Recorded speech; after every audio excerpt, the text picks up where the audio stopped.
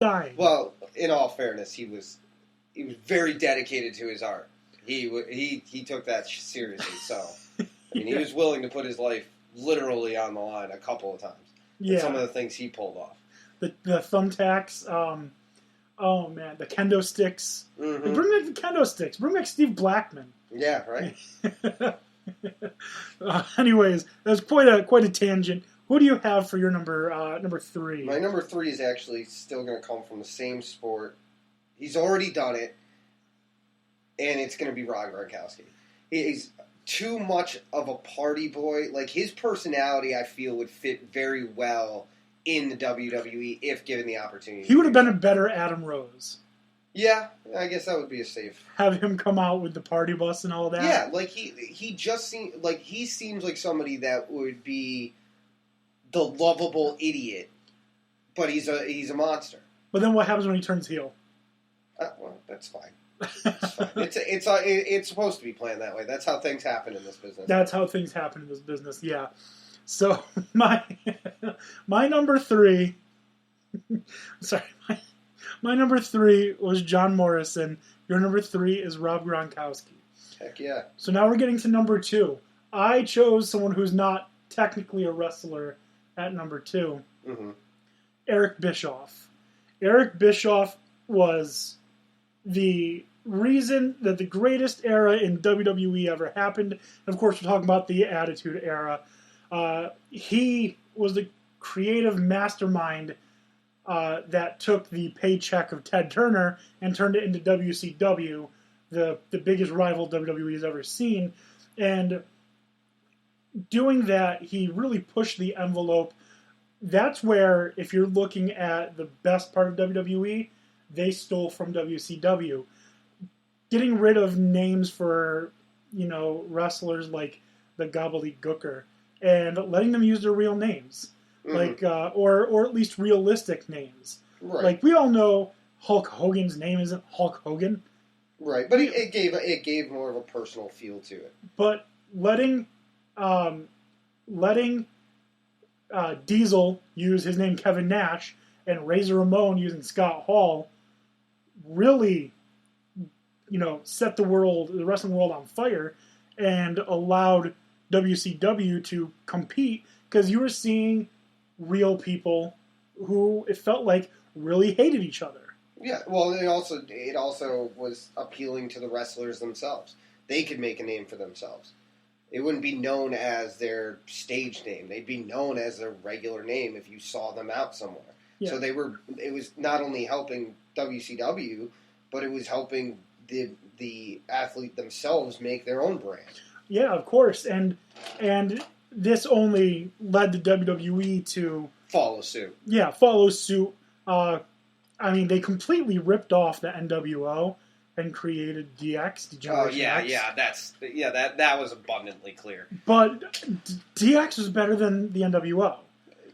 A lot more fun, especially when you added the New Age Outlaws into it. Yeah. I mean, it definitely added a new dynamic. But a lot of what WCW did, I mean, the WWE should be grateful for at this point. WCW is the reason WWE is great. Mm-hmm. Because it gave them the true competitor.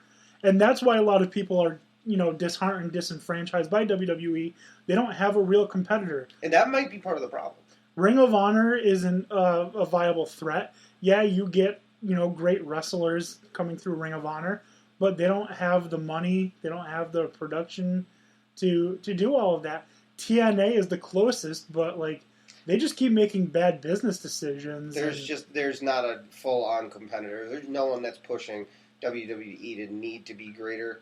They seem like they are experimenting with different things here and there. Maybe it'll all click, but not having competition can make someone grow complacent. I think Lucha Underground will eventually be seen as a viable threat to WWE, but not the same way that WCW was. Probably not, but I mean, if it invites change for the better, I'm all for it. Yeah, definitely. And I'd like to see Eric Bischoff do, not as a wrestler, not as a general manager. That's played out. I want to see him come back and be like a Paul Heyman-esque kind of guy and quote-unquote advocate or a manager, whatever the term you want to use is. I want to see him either with a bad guy, a heel, of course, either new, younger up-and-comer like Baron Corbin, or give him an older, more established veteran who needs a makeover like Titus O'Neil, and let them rock together like that. I think him and Baron Corbin, if Baron Corbin shies away from the idea of the lone wolf, I think him and Eric Bischoff could do great things together. It's possible. I mean, it certainly would. It can't hurt it, given the contribution he's already made to the entertainment of this industry itself. So, I mean, I want to be all for it. He can only help you. Absolutely. In this situation, and the WWE right now should be looking for more help to try and bring it back to where it was in the years we were talking about. Yeah, I completely agree. I think WWE has fallen off in popularity because they don't have to worry about competing, so they can put out whatever programming they want. Because, well, what are you going to do? Not watch? You're not going to watch wrestling? True. I mean, it's not going anywhere. The fandom's already proven itself. So yeah. I mean, I don't see it ever changing. So what have you got for number 2? Okay, so I'm going to butcher this dude's name. Okay? Butcher it. But his name is, because, again, there's letters in here that don't exist in the English language. Harbaugh Julius Bronson. If you don't know who he is, you probably would know him from a TV show. He's on Game of Thrones. He goes by the name The Mountain. This man is a strongman competition winner. I would see him more as being that big dominant enforcer like the Big Show was, because of the fact that, I mean, the dude is just a massive human being. He's won multiple strongman competitions. He's from Iceland. I mean, his nickname's Thor. So, I mean, he's just absolutely a beast, and I think he would be maybe if one of those, quieter guys, because he's also standing at 6'10", 240. I mean, he's one of those guys that you wouldn't necessarily need him to be so much of a character as he is just physically intimidating. Well, I think they already ripped him off in WWE. They have a guy named Braun Strowman. Oh, do they? Yeah. His name is Braun Strowman. So yeah, I mean, it's pretty close. Yeah, it's not far off. He was part of the Wyatt family for a while. He, of course, didn't speak. Just like the big guy. Yeah, I know who you're talking about. Yep. Yeah. Now I know who you're talking about. And he wore those ugly corduroy pants with the black leather in the nether region. Nice way of putting it. So I'm pretty sure they're content without having him. But who knows, now that Braun Strowman is injured? That's someone I could have thought of earlier. Braun Strowman. He's injured. Yeah. He's out for 6 months. Actually, there's a really disgusting photo, completely not safe for work, of a shattered elbow, which is what he's got. Oh. Yeah, so it's pretty messed up. Yeah, I wouldn't want to experience that. Yeah, no. So not a bad pick. Problem is they've already got their mountain. True. I could see him totally doing it. I mean, he's just. You ever see? I can only imagine what it's like to be near him in real life, and not to mention, he's already physically gifted enough to be able to do what would be required. Plus, he's already acting, so it's not like it's. Yeah, it wouldn't be too far of a stretch for him. All right, so my number 2 was Eric Bischoff. Your number 2 is the Mountain from Game of Thrones. So this is the point where we're going to throw in our honorable mentions. I've got like 5. Do you have any? I have one group, just because I would really like to see it, but they're massive members. You know who I want to see in the WWE? Back when they were younger, because they clearly can't do this now. They're way too old to be doing this now. But Wu-Tang should have been involved. Oh, see, if I remember correctly, they tried to get Wu-Tang, and they didn't want to do it, so they had to go with ICP. Okay, Insane Clown Posse. That's fine, but you got to tell me the Wu-Tang Clan. You never know who you were going to get. You could have had one guy. You could have had like 9. I think ODB and Method Man would have been great. Oh, absolutely. In WWE, they're my honorable mention. Back when, because I feel like they would have fit right in the Attitude Era, so perfectly. Especially, especially in the Attitude Era, because you had the Godfather with his with his quote unquote hoe train shouting "Pimpin' ain't easy," coming out to during WrestleMania, coming out to Ice-T just going "Pimpin' ain't easy, man." Yeah. So. I mean, they would have fit in. So I have they're multiples, but they're one. That's my honorable mention. Yeah, so that's completely fine. Taking them as a group, that's completely fine. My honorable mentions before we get to our number ones, Damian Sandow. He played this pompous, arrogant jerk so well. People hated him, but loved seeing him wrestle. Yeah. I mean, even his moves had like fanciest fancy names, and he came out in like a Hugh Hefner type robe. Oh yeah, I remember that. Yeah, his elbow of disdain was the Copito de Aquiet or something like that, which is a ridiculous name. But he was good. And then they just shuffled him around, gave him all these horrible, horrible, horrible gimmicks, like one where he was mimicking people. He was Damien Mizdow for a while. Then he was Macho Mizdow.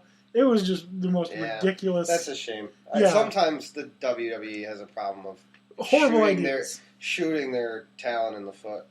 Yeah, that brings us to the second person I have as an honorable mention, Cody Rhodes. Mm-hmm. Brother of Dustin Rhodes, a.k.a. Goldust. Mm-hmm. For the last 6 months or more of his WWE stint, he was going by Stardust, which was a terrible, terrible gimmick. Nobody liked it.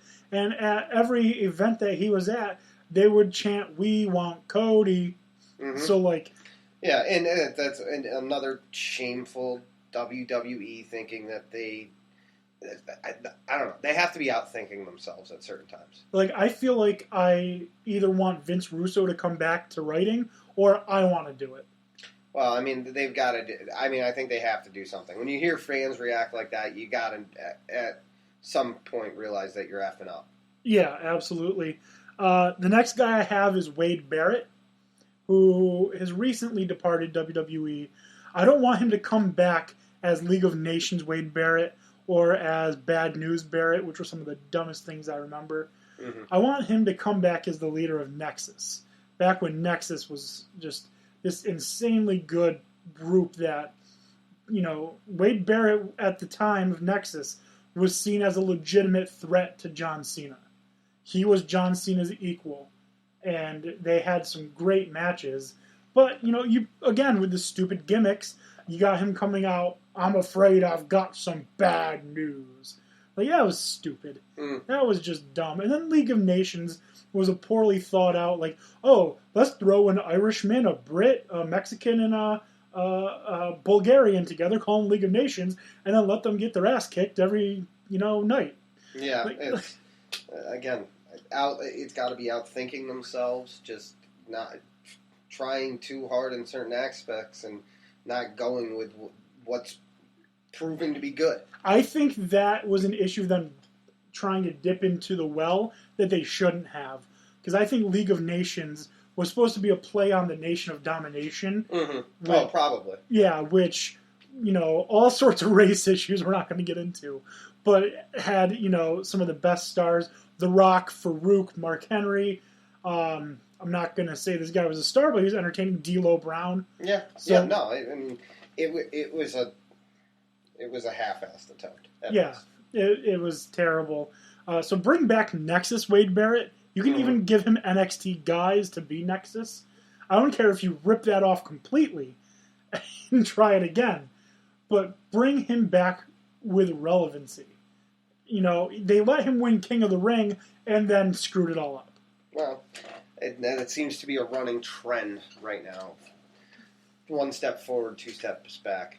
Another example of them trying to do too much. The next guy I have is an honorable mention, Kevin Thorne. They brought him in to play this creepy guy named Mordecai, who was he wore a white jacket, had this crazy scepter, dyed his hair and his eyebrows and beard blonde, and was supposed to feud with The Undertaker, who's supposed to be like